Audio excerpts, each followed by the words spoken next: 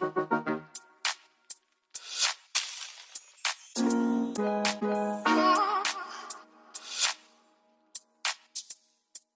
everybody and welcome back to the channel and welcome back to beautiful Taichung here in the heart of Taiwan, in the heart of Asia. First of all, I want to say a big thanks to this little guy and his app Cambly for partnering up with me on this video. I'll come to a little bit more about their awesome English learning app a little bit later. But first of all, to those of you watching right now, welcome back if you are a returning subscriber. And if you are new to the channel, then welcome. My name is Alan, and this is my life in Taiwan, where today we are going to be asking what are the best options for learning Mandarin here in Taiwan. So without any further ado and without too much waffle, let's get straight into it. I won't get into the various differences between the different countries in which you can study, Malaysia, Singapore or Hong Kong, but let's just say I'm a little bit biased and I do feel that Taiwan offers the best balance of living costs, quality of education and availability of options of which to learn the language. The first of which would be choosing one of the formal full-time Mandarin courses offered by several universities throughout the country. But these university courses of course come at a price, and if we take one of the more prestigious universities, Taida, NTU, their Mandarin course is going to set you back 40,000 NT dollars per 12-week semester, and that's with 15 hours of tuition a week. But if you want a more economical, frugal option, then FengChia University, right here in Taichung, offers a similar level of course for $25,000 per 3 months. Studying in Taichung will not only save you that extra $15,000 a month on tuition fees, but once you head out of the capital city and head south, everything else tends to be cheaper and will save you money as well. And also, one thing I should mention is that the government will give you, as an international student, will give you an ARC, a student visa, with a work permit that allows you to pick up some extra work if you can find a legal job. That is, a little bit of extra income as a student is always helpful. So that's a very basic summation of a couple of the university options that you have for learning Chinese here. But as well as universities, there is another option that allows you to learn in a formal environment, but perhaps at a slower pace or more self-controlled pace, and that would be a cram school. Similar to the ones in which I teach English, there are cram schools here that teach Mandarin. Just not many of them. And as the market for these kind of cram schools is very limited, each city tends to only have 1 or 2 locations available, I personally feel that the prices are a little bit high and possibly not worth it. LTL school up in Taipei, for example, depending on how long you sign a contract for or how long you sign up for, they set their tuition at $10,000 per week, albeit for 20 hours of tuition each week in a smaller, probably a little bit more comfortable environment, but still $40,000 a month is going to run to about $120,000 a semester compared to the university prices. But again, as with the universities, Taichung does have a cheaper option in the TLi Institute. They set their course tuition at about $5,000 a month for 10 hours tuition a week. But if you are super serious about studying here, then I'm probably going to recommend a university course is best for you anyway, as these cram schools are not official government schools. Therefore, as a student in a cram school, you won't be given a student ARC or a sponsored work permit visa, and you won't be able to work. Therefore, I'm not too sure how you would be here legally. These cram schools are probably a little bit better, more suited for people like me maybe that already have a job, already have an ARC, and just want to brush up on their Mandarin a little bit.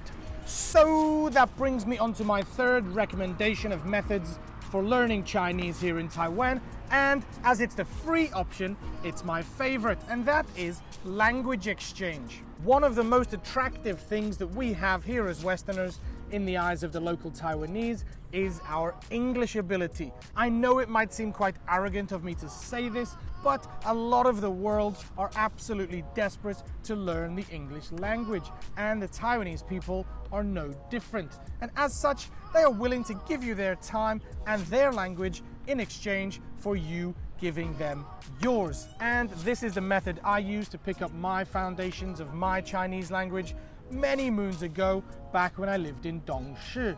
Now, I know I'm no Xiaobei, I'm no Kudamong, but I can get by and have a relatively decent everyday chatting style of Chinese, which allows me to get by in daily life. And like I said many years ago, I used to meet a guy every Saturday morning for a couple of hours in his house.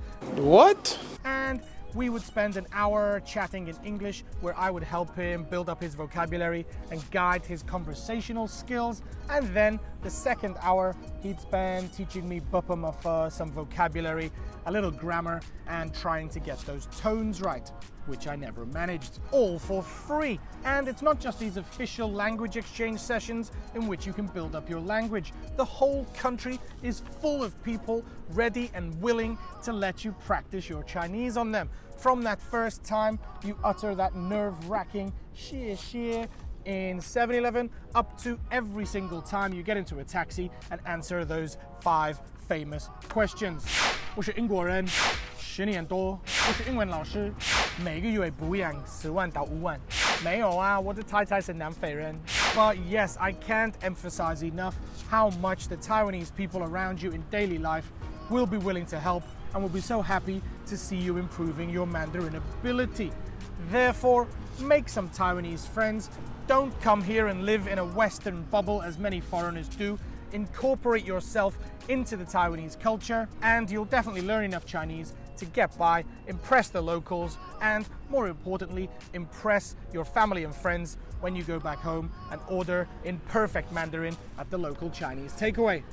Maybe that sounds a bit racist, but it's absolutely a perfect example of what I do every time I go back to England.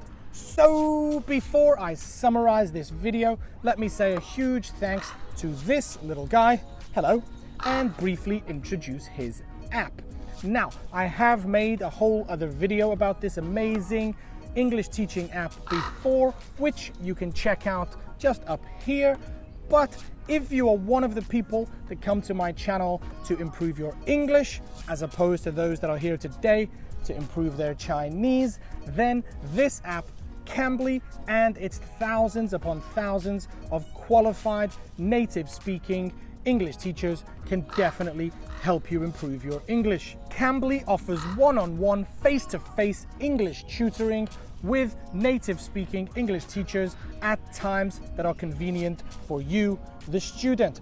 And the best thing about it, as a Life in Taiwan viewer, you can enjoy the benefits of this app for 15 minutes absolutely free. Just need to go to the link in the description below, and when you sign up, when you register, enter that code again, Alan 2019, and Cambly will give you 15 minutes of tutoring for free. Give it a shot and let me know how it goes in the comment section down below. Just don't forget to use my code Alan 2019. It's definitely worth checking out.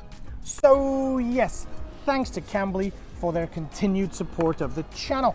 But to get back to today's topic of learning Mandarin here in Taiwan, and to sum up, well, my official recommendation is probably going to vary according to your current abilities and needs for the future of your learning. But one thing I did forget to mention is that there is a scholarship program here called the HuaYu Scholarhsip program, and there are a lot of caveats and rules in order to qualify. But if you are an overseas student coming here to study, it's possible that you can actually have your tuition paid for by the government. I'm not too sure of the rules on it, but I've put a link in the description below.